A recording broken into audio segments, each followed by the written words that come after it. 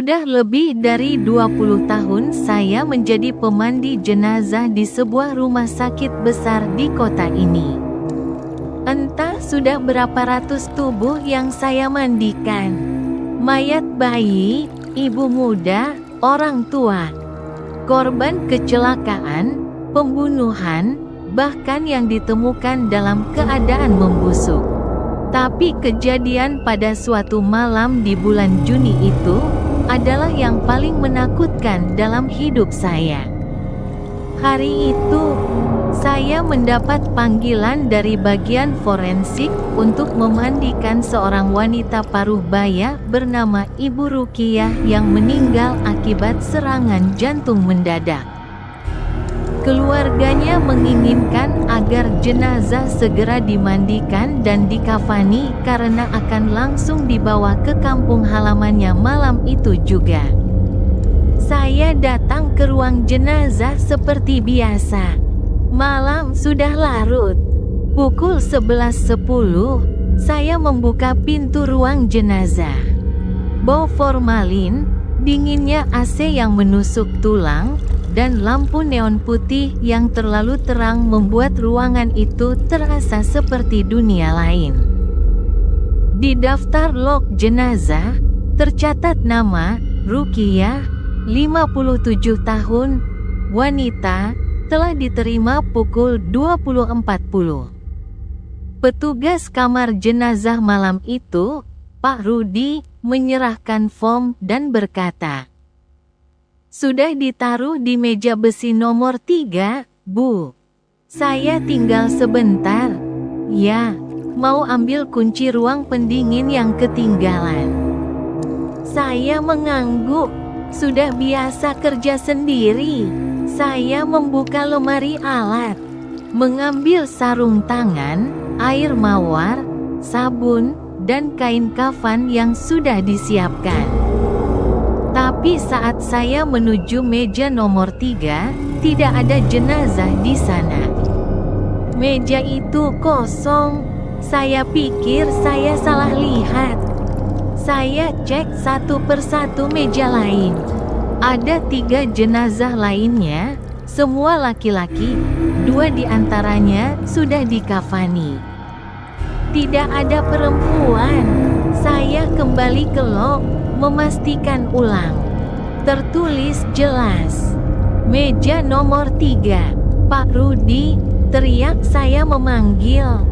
Tidak ada jawaban. Saya keluar dari ruang jenazah, lorong sepi. Hanya suara dengung lampu dan sesekali suara monitor dari ruang ICU sebelah. Saat saya kembali masuk, saya mencium sesuatu yang aneh, wangi bunga melati yang sangat kuat. Itu tidak biasa. Bunga melati tidak digunakan di ruang jenazah rumah sakit ini. Saya menelan ludah. Jantung saya mulai berdebar. Saya menyusuri lagi ruang itu. Semua meja kosong, kecuali 3 jenazah laki-laki. Ibu Ruqiyah menghilang. Tiba-tiba, krek, suara kaki berdecit di lantai keramik. Saya menoleh. Tidak ada siapa-siapa. Saya mundur perlahan. Perasaan saya tidak enak. Tangan saya gemetar. Saat saya hendak berbalik keluar, tiba-tiba hawa dingin menusuk punggung saya. Seolah ada yang berdiri di belakang saya. Saya menoleh perlahan. Ada sosok wanita berdiri di sana. Wajahnya pucat, bibir membiru, rambut panjang tergerai dan basah seperti baru disiram. Matanya terbuka setengah, menatap saya tanpa berkedip. Dan yang paling mengerikan, itu adalah sosok Ibu Ruqiyah. Tubuhnya berdiri, tapi kaku. Tidak bergerak, tidak bicara. Saya berteriak sekuat tenaga dan terjatuh ke lantai. Sosok itu tak bergeming, hanya menatap. Pak Rudi datang tergopoh-gopoh. panik melihat saya jatuh. Tapi saat saya tunjukkan arah di mana sosok itu berdiri, sudah tidak ada apa-apa. Kami mencari ke seluruh ruang jenazah, dan jenazah Ibu Ruqyah akhirnya ditemukan tergeletak di atas meja nomor 3. Seolah tak pernah hilang, seolah dia memang ada di sana sejak tadi. Namun, air mawar yang saya bawa sudah setengah habis. Dan sarung tangan saya sudah basah. Seolah saya telah memandikannya tanpa sadar. Saya tidak pernah bisa melupakan malam itu. Bahkan sampai sekarang, setiap saya melewati meja nomor 3, saya masih mencium samar-samar wangi melati yang dingin menusuk. Aku pikir setelah kejadian Ibu Ruqyah yang tiba-tiba muncul di belakangku, aku tak akan lagi mengalami hal yang lebih menyeramkan. Tapi ternyata, malam itu, aku salah besar. Hari Kamis, sekitar pukul 22.30, aku dipanggil ke ruang jenazah untuk memandikan seorang pria bernama Pak Surya, usia 65 tahun. Menurut data, ia meninggal karena penyakit paru-paru akut dan sempat dirawat di ruang isolasi. Sejak COVID, ruang isolasi jadi tempat yang jarang dikunjungi. Dan jenazah dari sana pun lebih sering ditangani dalam protokol ketat. Tapi kali ini, karena hasil tes terakhirnya negatif, proses mandinya diperbolehkan seperti biasa. Aku masuk ke ruang jenazah malam itu sendirian. Petugas jaga semalam hanya satu orang, Pak Tono, tapi dia izin ke toilet karena sakit perut. Aku tak bisa menunggu terlalu lama, karena keluarga almarhum mendesak agar jenazah segera dimandikan.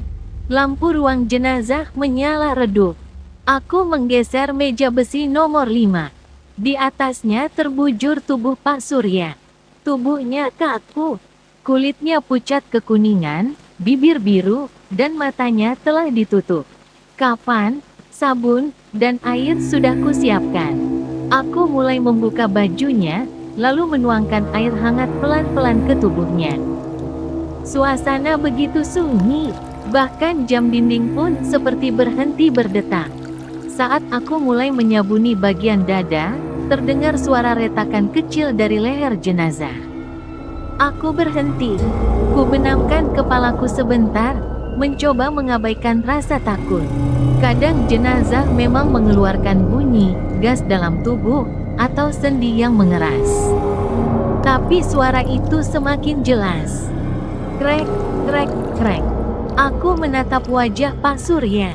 Tetap diam, mulutnya sedikit terbuka, seolah hendak berbicara. Aku lanjut menyabuni tangan kanannya. Lalu tiba-tiba, tubuh jenazah itu bergetar. Aku terpaku, mataku membelalak, air di baskomku berguncang. Perlahan, tubuh itu bergerak naik. Perlahan, sangat perlahan, lalu duduk. Ya Tuhan, dia duduk. Tubuhnya benar-benar duduk di atas meja mandi jenazah. Punggungnya tegak, lehernya menunduk sedikit, tangannya kaku di samping tubuhnya. Tapi yang paling menyeramkan adalah matanya terbuka perlahan. Dan dia menatapku, matanya hitam pekat, tak ada putihnya sedikit pun. Aku menjerit histeris. Ember tumpah, air sabun menyebar di lantai. Aku lari ke arah pintu, namun terpeleset dan jatuh tersungkur. Ketika aku mencoba bangkit, aku melihat dari sudut mataku, jenazah itu kini berdiri. Tangannya terjulur ke arahku, bibirnya bergerak pelan, menggumamkan sesuatu. Tolong, tolong aku. Aku menjerit lebih kencang, berusaha merangkak keluar. Tiba-tiba pintu ruang jenazah terbuka keras, Pak Tono masuk dan langsung membantuku berdiri. Ada apa? Bu Marni, aku menunjuk ke arah meja. Tapi, jenazah Pak Surya telah kembali terbaring. Kafan masih utuh, tubuhnya kaku, matanya tertutup seperti semula. Tak ada tanda-tanda dia pernah duduk, apalagi berdiri. Pak Tono melihatku seperti aku gila. Tapi aku tahu, apa yang kulihat tadi bukan halusinasi. Dan yang lebih membuatku gemetar, esok paginya, saat keluarganya datang untuk mengambil jenazah, anak bungsu Pak Surya menangis terseduh dan berkata, "Tadi malam saya mimpi Bapak berdiri di ujung tempat tidur, matanya hitam. Dan bilang, tolong aku keluar dari situ. Sejak malam itu, aku tak pernah mau sendirian lagi di ruang jenazah. Dan setiap kali aku menatap mata jenazah yang belum tertutup, aku selalu ingat mata hitam tanpa putih itu, yang menatap langsung ke dalam jiwaku." Pada suatu malam saat itu hujan turun gerimis sejak sore. Suasana rumah sakit begitu sepi, hanya sesekali terdengar derap kaki perawat yang lewat di lorong. Malam itu, Bu Marni kembali dijadwalkan untuk memandikan jenazah di ruang jenazah utama. Kali ini, seorang pria muda bernama Bagas, usia 30 tahun, korban kecelakaan motor yang meninggal di tempat. Kepalanya mengalami benturan keras, tetapi tubuhnya masih utuh. Hanya ada luka terbuka di dahi dan sedikit lebam di bagian rusuk kanan. Proses visum sudah selesai dan jenazah dimasukkan ke ruang pendingin sejak siang. Pukul 23.15. Jenazah baru dikeluarkan karena keluarga tinggal di luar kota dan baru akan datang subuh untuk prosesi pemakaman. Hujan masih rintik saat Bu Marni membuka pintu ruang jenazah. Lampu-lampu berpendar dingin di antara aroma formalin dan karbol. Tubuh Bagas terbujur kaku di meja mandi. Perlahan-lahan, Bu Marni mulai menyiram tubuhnya dengan air hangat yang telah dicampur air bunga. Diperlakukan dengan lembut, seperti semua jenazah lain yang ia rawat. Namun, malam itu berbeda. Saat air disiram ke bagian dada, tubuh jenazah mendadak bergetar pelan. Awalnya seperti refleks biasa, tapi kemudian, jari-jari tangannya menggenggam kuat. Bu Marni menghentikan gerakannya, menatap lekat. Jantungnya mulai berdetak lebih cepat. Mungkin efek saraf, bisiknya dalam hati, mencoba menenangkan diri. Tapi belum sempat ia bergerak lagi, tubuh Bagas langsung bangkit setengah duduk dengan cepat. Tanpa aba-aba, tanpa suara, tubuhnya membungkuk ke depan, seperti seseorang yang baru bangun tidur. Matanya terbuka, dan memelotot tajam ke arah Bu Marni. Luka di dahinya masih menganga, darahnya sudah mengering, tapi wajahnya menatap seperti orang hidup yang sangat marah. Bu Marni terpaku. Kedua kakinya seperti tertancap ke lantai. Ember tumpah, air menggenang di lantai, membasahi sekitarnya. Tubuh jenazah itu kemudian berdiri perlahan dari meja besi. "Astagfirullah, astagfirullah," Bu Marni bergumam tanpa sadar. Jenazah Bagas kini berdiri tegak. Matanya menatap liar ke segala arah. Dan kemudian, dengan suara serak dan berat seperti berasal dari kerongkongan yang rusak, ia berkata, "Aku belum mati." Suara itu begitu pelan, tapi jelas terdengar. Udara di ruang itu berubah dingin.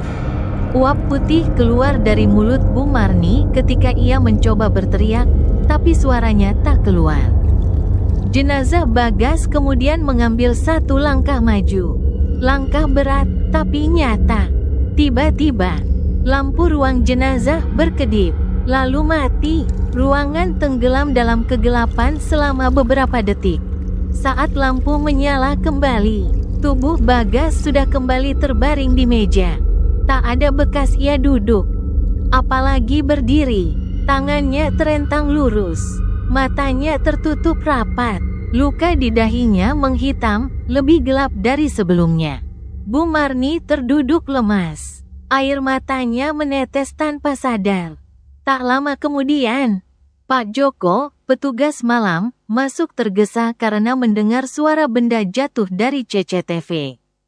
"Bu Marni, Ada apa? Dengan suara terbata, Bu Marni hanya bisa menunjuk ke jenazah di meja mandi. Dan yang lebih menyeramkan, keesokan paginya, saat jenazah hendak dikafani ulang oleh pihak keluarga, ditemukan bekas jejak kaki basah di lantai ruang jenazah, menuju ke pintu keluar. Padahal ruangan itu tertutup rapat sejak malam sebelumnya. Beberapa hari setelah kejadian jenazah yang bangkit saat dimandikan, suasana hati Bu Marni belum benar-benar pulih. Tapi pekerjaan di rumah sakit tak mengenal jeda. Kematian datang tanpa bisa ditebak. Dan tubuh-tubuh itu tetap harus diperlakukan dengan layak sebelum diserahkan ke keluarga.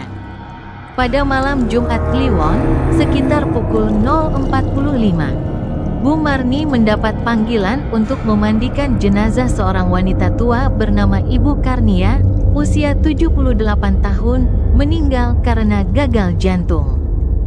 Tak ada tanda-tanda kekerasan atau luka, hanya tubuh kurus yang terlihat tenang dalam tidur panjangnya. Saat memasuki ruang jenazah, udara terasa lebih lembab dari biasanya. Listrik sempat padam sore tadi, dan walau kini sudah menyala, sinarnya masih redup seperti enggan menerangi seluruh ruangan. Meja jenazah nomor 3 sudah disiapkan. Dan di atasnya terbaring tubuh Ibu Karnia, tertutup kain putih tipis. Bu Marni membuka penutup wajahnya dengan pelan, lalu mulai mempersiapkan air hangat dan peralatan mandi. Semua berjalan seperti biasa, hingga ia mulai membasuh wajah jenazah. Saat tangan Bu Marni menyentuh pipi jenazah itu, terdengar suara klik, sangat halus, seperti bunyi leher bergeser. Ia menghentikan gerakannya. Tatapannya tertuju pada wajah Ibu Karnia. Masih tertutup, tenang. Tapi perasaan aneh mulai merayap. Jantung Bu Marni berdetak lebih cepat. Ia kembali melanjutkan. Kali ini membasuh tangan dan kaki. Namun ketika ia membungkuk untuk mengambil sabun, ia merasa seperti ada yang mengawasinya. Perlahan, dengan napas menahan, ia menoleh ke arah wajah jenazah. Dan saat itulah, mata Bu Marni membelalak keras. Kepala jenazah itu menoleh sedikit ke kanan. Sangat pelan, tapi cukup jelas terlihat. Leher yang sebelumnya lurus kini miring. Mata yang tadi tertutup, kini sedikit terbuka. Tak sepenuhnya, tapi cukup untuk melihat garis putih bola mata yang mengintip dari balik kelopak. Ya Allah, Bu Marni bergumam lirih. Ia melangkah mundur, namun lututnya gemetar. Tubuhnya bersandar pada dinding, tak mampu berpikir. Bu Marni, apa itu? Barusan kepala jenazahnya bergerak. Suara itu datang dari arah pintu. Suster Lita, yang baru datang untuk menyerahkan dokumen pemulasaran, berdiri di ambang pintu dengan wajah pucat pasi. Tanpa jawaban, Bu Marni menatap suster itu dengan mata penuh teror. Dan saat keduanya memandang ke meja jenazah lagi, kepala jenazah itu kembali menghadap lurus. Seolah tak pernah bergerak sedikit pun. Namun tak hanya itu, ketika mereka mendekat perlahan, mereka melihat sesuatu yang tak bisa dibantah. Ada jejak air sabun yang membentuk garis melengkung di bawah kepala jenazah.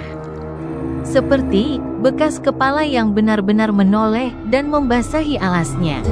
Suster Lita langsung mundur dan menutup mulutnya. Bu, saya nggak bisa di sini. Saya tunggu di luar ya, katanya dengan suara gemetar. Bu Marni tetap di dalam, berusaha menyelesaikan tugasnya. Tapi tangannya tak berhenti bergetar. Setiap menyentuh tubuh Ibu Karnia, ia selalu menahan napas, berharap kepala itu tak menoleh lagi. Namun sebelum mengakhiri proses mandi, ketika ia sedang menutup wajah jenazah dengan kain kafan, ia mendengar bisikan halus, seperti hembusan napas yang meluncur ke telinganya, "Terima kasih." Suara perempuan tua, tapi sangat dekat. Terlalu dekat. Bu Marni menoleh cepat. Tak ada siapa-siapa, dan wajah jenazah Ibu Karnia sudah tertutup rapat, seperti tak pernah terbuka. Sejak malam itu, meja nomor 3 di ruang jenazah kerap terasa lebih dingin dibanding meja lain.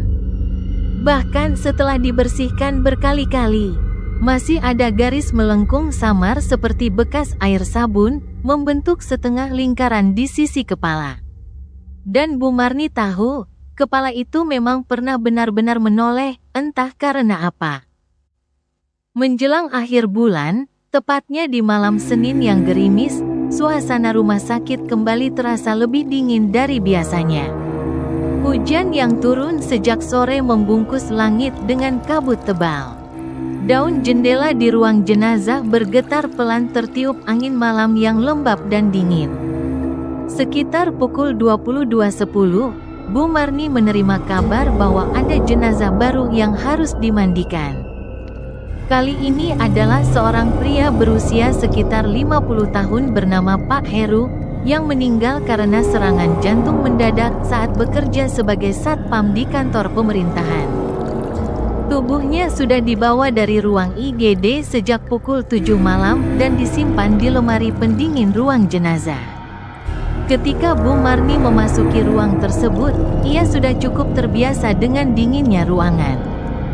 Aroma formalin dan karbol yang menusuk, serta keheningan mencekam yang jadi bagian dari pekerjaannya. Namun entah mengapa malam itu, perasaannya tidak tenang. Terdapat sesak di dada, seperti tekanan berat yang mengikutinya sejak membuka pintu ruangan. Tapi ia tetap melangkah, mendorong troli berisi perlengkapan mandi jenazah menuju meja nomor 2, tempat Pak Heru dibaringkan. Ia membuka kain penutup jenazah dengan tenang. Tubuh Pak Heru tampak biasa saja, tak ada luka. Tapi yang menarik perhatian Bu Marni adalah tangan kanan jenazah itu sedikit terangkat. Seperti sedang menekuk siku, mungkin posisi terakhir saat ia meninggal. Saat proses mandi dimulai, Bu Marni seperti biasa menyiramkan air bunga dari kepala, kemudian ke seluruh tubuh. Saat ia hendak memandikan bagian tangan kanan, ia memegang lengan Pak Heru dan meluruskannya perlahan. Tangan itu berat, tapi bisa diluruskan tanpa masalah. Namun baru beberapa detik setelah itu, saat Bu Marni mengambil sabun, tangan itu jatuh dengan suara keras ke pinggir meja. "Buk!" Suara daging menghantam logam menggema di ruangan. Bu Marni tersentak. Ia menoleh, dan melihat tangan kanan Pak Heru terkulai di sisi meja, menggantung ke bawah seperti tidak memiliki tulang.